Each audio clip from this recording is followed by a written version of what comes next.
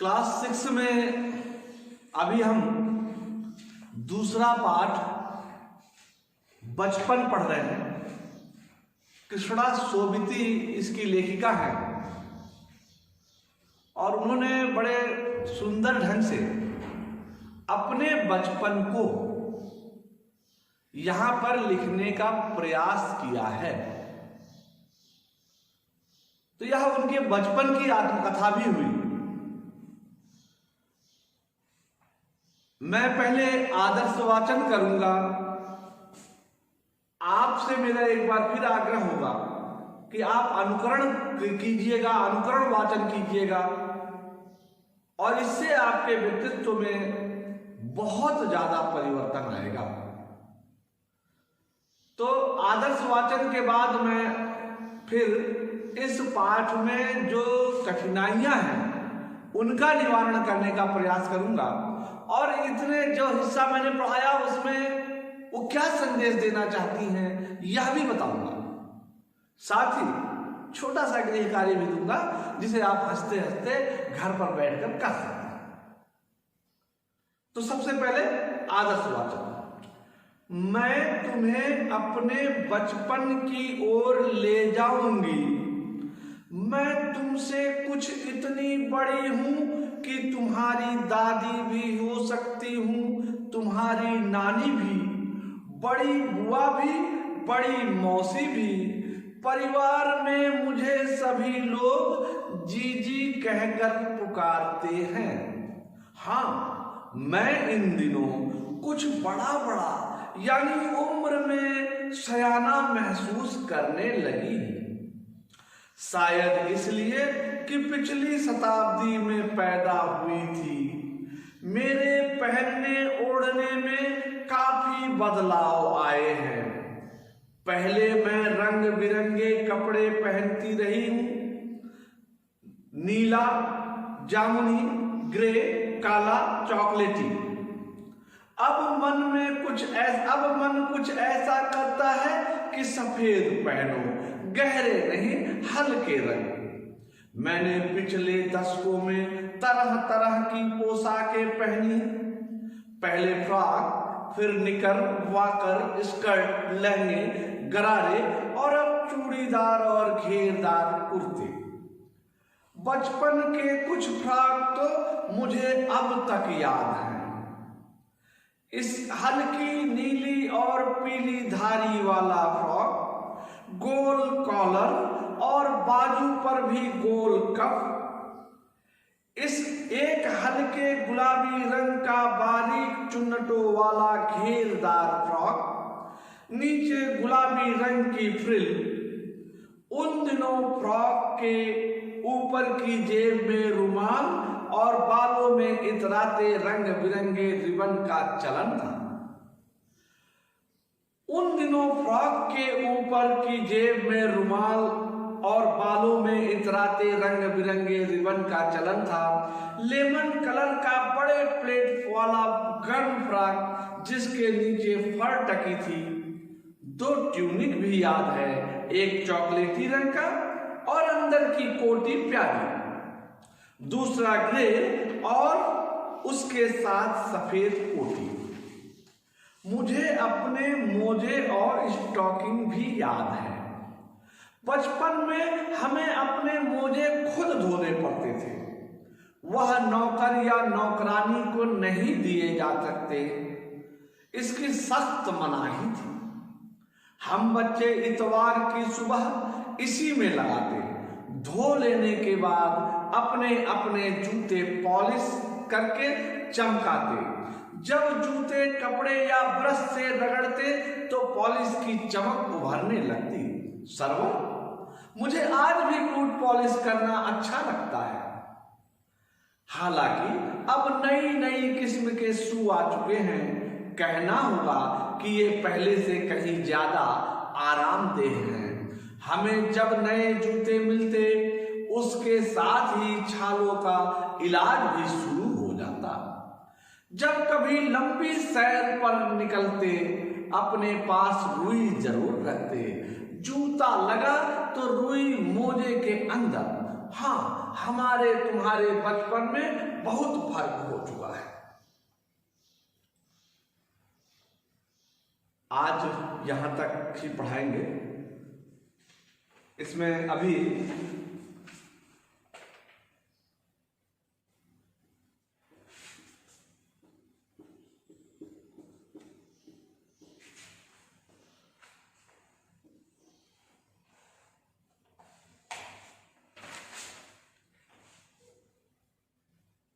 लेखिका कृष्णा सुगती अपने बचपन की ओर हम सबको ले जाती हैं और कहती हैं, मैं तुम्हें अपने बचपन की ओर ले जाऊंगी। यानी अपने बचपन की बातें वो हमें बता रही हैं। इसको आप सब सुनिएगा। मैं तुमसे कुछ इतनी बड़ी हूं कि तुम्हारी दादी भी हो सकती हूं। यानी जिस उम्र में तुम्हारी दादी है, मेरी वही उम्र है। तुम्हारी नानी भी हो सकती हूँ, बड़ी बुआ भी, बड़ी मौसी भी। अब देखिए, बुआ और मौसी ये संज्ञा है, जातिवाचक संज्ञा। तो संज्ञा और सर्वनाम की जो विशेषता बताते हैं उन्हें विशेषण कहते हैं। यहां पर बुआ, बुआ कैसी, कौन सी बुआ, बड़ी बुआ। तो ये बुआ की विशेषता बता रही है, इसलिए विशेषण होगा। और विशेषण शब्द जिसकी विशेषता बता रहे हैं वो विशेषण होगा।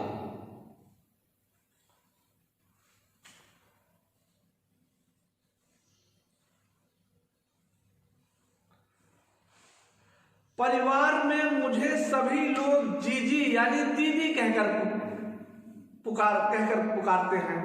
प्रश्न उठता है, दीदी कहकर क्यों पुकारते हैं? क्योंकि वो सबसे बड़ी हैं और उनके पिताजी की, घर में पिताजी बड़े होंगे, पिताजी की दीदी थी, पिताजी ने दीदी कहना शुरू किया, इसलिए बाकी सारे लोगों ने धीरे धीरे उनको दीदी कहना शुरू कर दिया।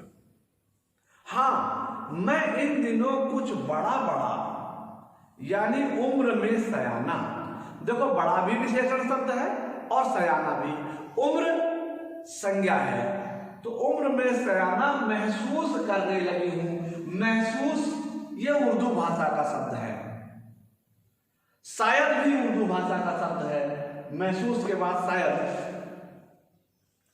इसलिए कि मैं पिछली शताब्दी, शताब्दी शब्द संज्ञा है, शताब्दी की विशेषता बताया है पिछली ने। कब की? पिछली शताब्दी। जैसे आप सब इस शताब्दी के हैं, लेकिन हम पिछली शताब्दी के हैं।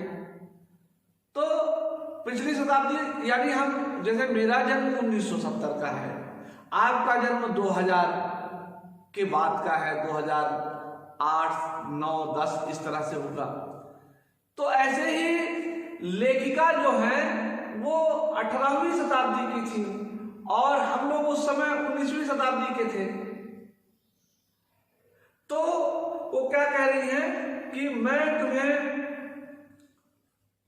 शायद इसलिए कि मैं पिछली शताब्दी में पैदा हुई थी। लेखिका 19वीं शताब्दी के प्रारंभिक चरण में रही होंगी या 18वीं शताब्दी के अंत में रही होंगी। अब देखिए, मेरे पहनने ओढ़ने, ये सामासिक शब्द है। पहनने ओढ़ने,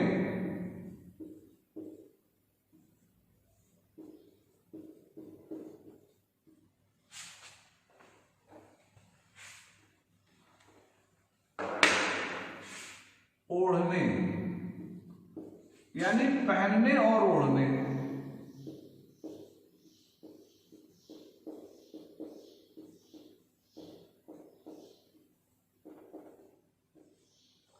तो जिसमें और छिपा होता है, जो शब्द दोनों पद जिसके दोनों हिस्से बराबर होते हैं और विग्रह कर दो और लगा दिया जाता है, तो उसे द्वंद्व समास कहते हैं। तो यहां पर पहनने ओढ़ने में कौन सा समास है?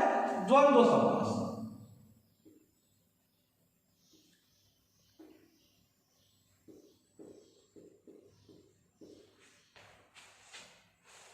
पहनने ओढ़ने में भी काफी बदलाव आए हैं। अब आपने देखा होगा, जैसे यहां कॉफी शब्द है, ये फ के नीचे जो लगा हुआ है, ये वास्तव में बिंदु जो लगी है इसको नुक्ता बोलते हैं। और ये विदेशी भाषा के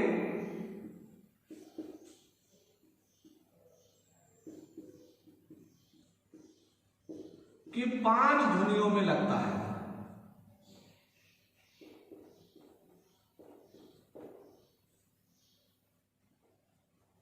कौन कौन सी हैं? क, ख, ग, ज और फ। ये 5 ध्वनियां जो विदेशी भाषा के शब्दों से आई हैं उनमें लगता है। अब जैसे है खुदा, हमने खुदा ऐसे लिखा तो इसका अर्थ हुआ खोदना,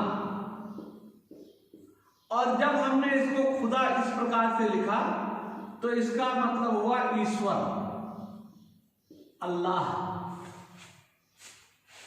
तो इस प्रकार से ये बिंदु लगते ही ये दूसरी भाषा के शब्द हो जाते हैं और उनका अर्थ हम उस रूप में लेते हैं।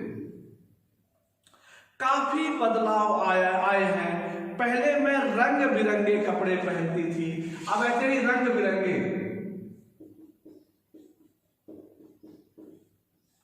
यह भी सामासिक शब्द है, द्वंद्व समास, विविध रंग के।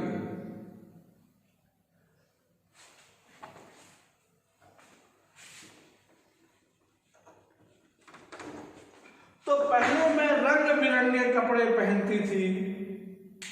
वो कौन कौन से रंग बिरंगे हैं? नीला, जामुनी, ग्रे, काला, चॉकलेटी। ये सब अंग्रेजी भाषा के, ग्रे और चॉकलेटी अंग्रेजी भाषा का शब्द है। अब मन कुछ ऐसा करता है कि सफेद पहनो। यहां देखो फॉ में भी बिंदु लगा हुआ है ना, फॉ में भी ऐसी बिंदु लगा हुआ है, और ये विदेशी भाषा का शब्द है सफेद। आंग्ल भाषा में इसको हम व्हाइट बोलते हैं, हिंदी में उज्जवल। तो श्वेत भी बोलते हैं, हिंदी में श्वेत बोलते हैं। इसी श्वेत से उर्दू भाषा में, अरबी फारसी में उधर गया तो सफेद बन गया। मूल शब्द संस्कृत का श्वेत ही है। गहरे नहीं हल्के रंग के कपड़े अच्छे लगते हैं। पिछले दशकों, दशक संज्ञा है और पिछले विशेषण है। पिछले दशकों में तरह तरह की पोशाकें बनी हैं। पहले फ्रॉक, फिर निकर, वाकर, स्कर्ट, लहंगे, गरारे और अब चूड़ीदार और घेरदार कुर्ते। इसमें फ्रॉक, वाकर, स्कर्ट ये अंग्रेजी भाषा का शब्द है। लहंगे, गरारे क्षेत्रीय भाषा का है। चूड़ीदार पैजामा, घेरदार पैजामा ये हमारे यहाँ की संस्कृति का हिस्सा नहीं है, ये अरब से आया है। तो बचपन में क्या पहनती थी लेखिका, ये बताया उन्होंने। फिर कहती है बचपन के कुछ फ्रॉक तो मुझे अब भी याद है, इस समय भी याद है। हल्की नीली और पीली धारी वाला फ्रॉक, गोल कॉलर और बाजू पर भी गोल कफ, एक हल्के गुलाबी रंग का बारीक चुन्नटों वाला घेरदार फ्रॉक। एक फ्रॉक था उनका घेरदार, जिसपे हल्के गुलाबी रंग की बारीक चुन्नटें थी। नीचे गुलाबी रंग की ग्रिल भी, झालर भी उसमें लगी हुई थी। ग्रिल भी अंग्रेजी भाषा का शब्द है। उन दिनों फ्रॉक के ऊपर की जेब में रुमाल और बालों में इतराते रंग बिरंगे रिबन का चलन था। कैसे रिबन? रंग बिरंगे। तो यहां रंग बिरंगे कपड़े, रंग बिरंगे रिबन, ये रंग बिरंगे विशेषण है। लेमन कलर, लेमन कलर मतलब नींबू के रंग का, यह अंग्रेजी भाषा का शब्द है। बड़े प्लेटों वाला, बड़े विशेषण है। गर्म फ्रॉक, गर्म भी विशेषण है। नीचे फर टकी होती, तो किस रंग का था? नींबू के रंग का। बड़े प्लेट वाला, प्लेट उसके बहुत बड़े बड़े थे, गर्म कपड़े का था और उस पे नीचे फर यानी झालर भी लगी हुई थी। 2 ट्यूनिक भी याद है, एक चॉकलेटी रंग की और उसके अंदर कोटी प्याजी थी। चॉकलेटी रंग की ट्यूनिक पहनती थी और उसके अंदर जो है प्याजी रंग की कोटी पहनती थी। दूसरा ग्रे और उसके साथ सफेद कोटी। मुझे अपने बचपन और स्टॉकिंग भी याद है। अब ये देखिए भी शब्द आ गया। स्टॉकिंग अंग्रेजी भाषा का शब्द है, यहां लिखा है मैंने। इसमें एक शब्द इन्होंने लिखा है भी।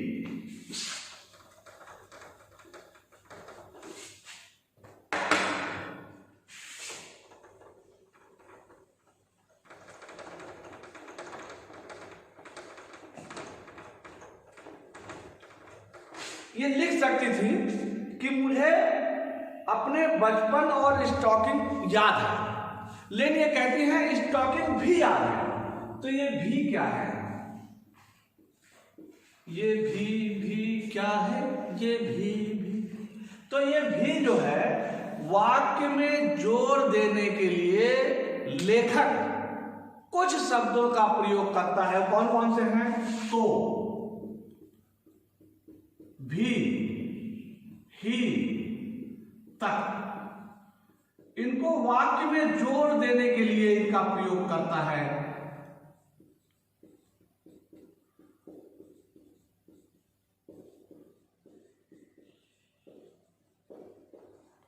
वैसे तो इनके बिना काम चल सकता है, लेकिन इनको वाक्य में ला करके वह बताना चाहता है। जैसे इस वाक्य में हम देखते हैं कि मुझे अपने मोजे और स्टॉकिंग भी, स्टॉकिंग यानी मोजों का संग्रह, उनका एकत्रीकरण, वो बताना चाहती हैं बचपन में हम इन चीजों का एकत्रीकरण करते थे, और इससे एक संदेश देना चाहती हैं कि आपको भी अपनी चीजों को एकत्र करना चाहिए, आपको भी अपनी चीजों को संग्रह करना चाहिए।